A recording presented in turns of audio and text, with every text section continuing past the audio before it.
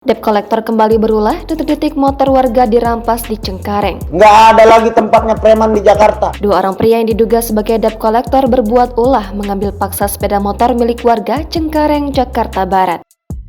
Peristiwa penarikan paksa motor tersebut viral di media sosial dan terekam kamera pengawas CCTV. Seperti diketahui, aksi penarikan paksa motor itu terjadi di Jalan Masjid Nurul Amal, Cengkareng Timur, Cengkareng, Jakarta Barat pada Kamis 23 Februari lalu.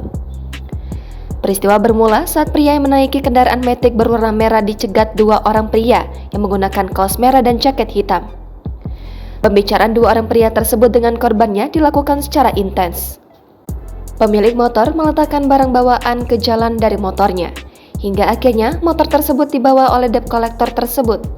Kapolsek Cengkareng, Kompol Hasoloan Situmorang membenarkan peristiwa perampasan motor oleh debt collector tersebut. Hasoloan memastikan pihaknya sedang mendalami kasus tersebut.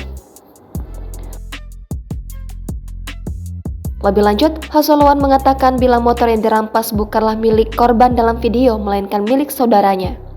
Saat kejadian, korban tiba-tiba diberhentikan dan dituduh motor yang dikendarainya masih menunggak cicilan.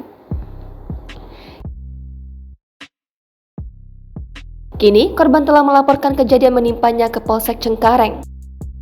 Debt collector sendiri tengah menjadi topik yang sedang hangat dibicarakan belakangan ini. Hal tersebut bermula dari kasus Clara Sinta yang memvideokan aksi debt collector mencoba merebut mobilnya.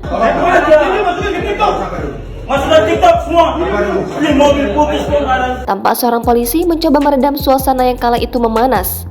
Namun, polisi tersebut justru dibentak oleh debt collector tersebut.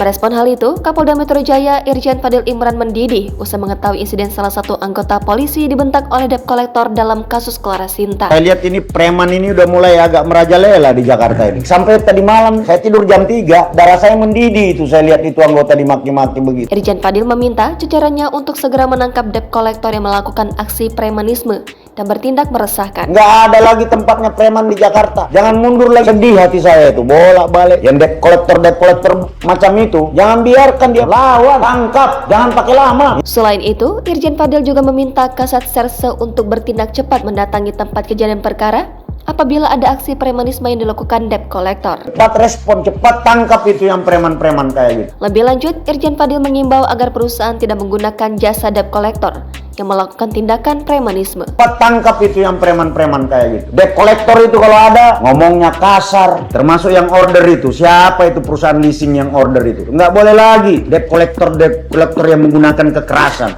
Menteror orang. Nggak boleh lagi. Saya perintahkan kamu itu. Jangan lupa subscribe, share, komen, dan like ya.